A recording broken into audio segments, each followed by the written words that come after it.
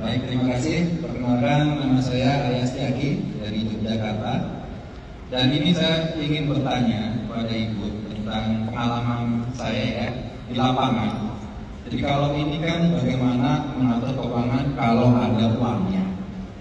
Yang jadi permasalahan adalah di lapangan banyak para nasabah itu kalau misalnya kita ajak misalnya, yuk kita nabung untuk masa depan yang lebih baik. Jangankan buat nabung Pak, buat makan aja susah. Ya, nah saya ingin mendapat masukan bagaimana mengedukasi mereka agar bisa dari startnya minus, ya kondisi minus, tapi mereka bisa membuat sebuah perencanaan keuangan yang lebih baik ke depannya. Terima kasih. Baik. Oke, saya coba kembali melontarkan kalimat, ya bagaimana mau beli asuransi saya makan aja susah. Ya bagaimana mau beli asuransi saya buat kehidupan sehari-hari aja pas-pasan. Nah seperti itu, apakah financial planning ini itu hanya berlaku untuk kaum defense atau yang punya uang, atau bisa dilakukan oleh semua kalangan? Silakan Pak. Baik, ini menarik pertanyaannya dan tadi saya dengar Bapak dari Yogyakarta, ya Pak ya. Oke baik. Pertama yang harus kita pahami adalah sebetulnya biaya hidup normal di Yogyakarta itu berapa? Kalau kita pakai acuan BPS itu baru ngeluarin itu di 2022, yang terbaru ini belum ada Pak. Ya.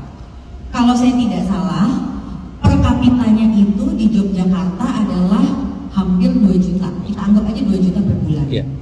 Jadi Pak, yang Bapak mesti bisa bantu orang itu adalah memahami per kapitanya itu sebenarnya berapa sih untuk rumah tangga tersebut.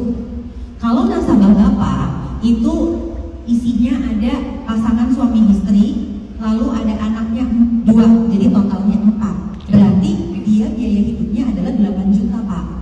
Maka kita harus memperkirakan kalau memang penghasilannya orang ini 8 juta juga, ya nggak heran dia bilang saya susah nabung.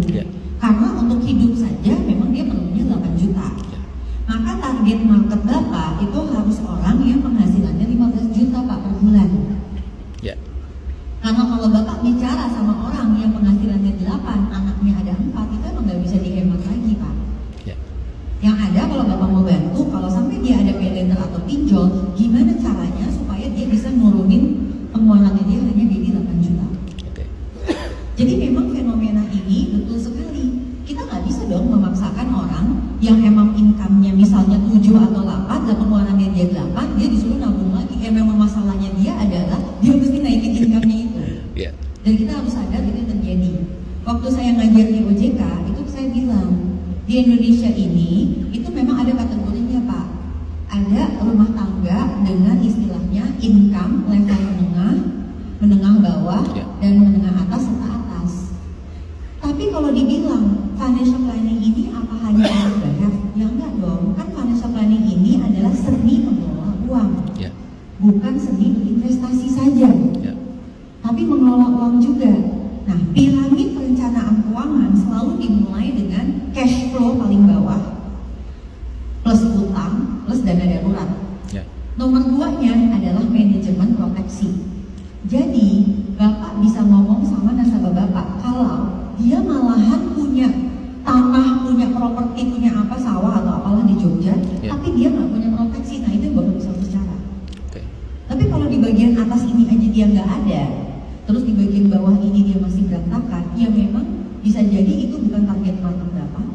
Bapak boleh melakukan literasi untuk gimana dia tidak minus. Kira-kira itu jawaban saya Pak. Jadi nambah income gitu ya? Betul.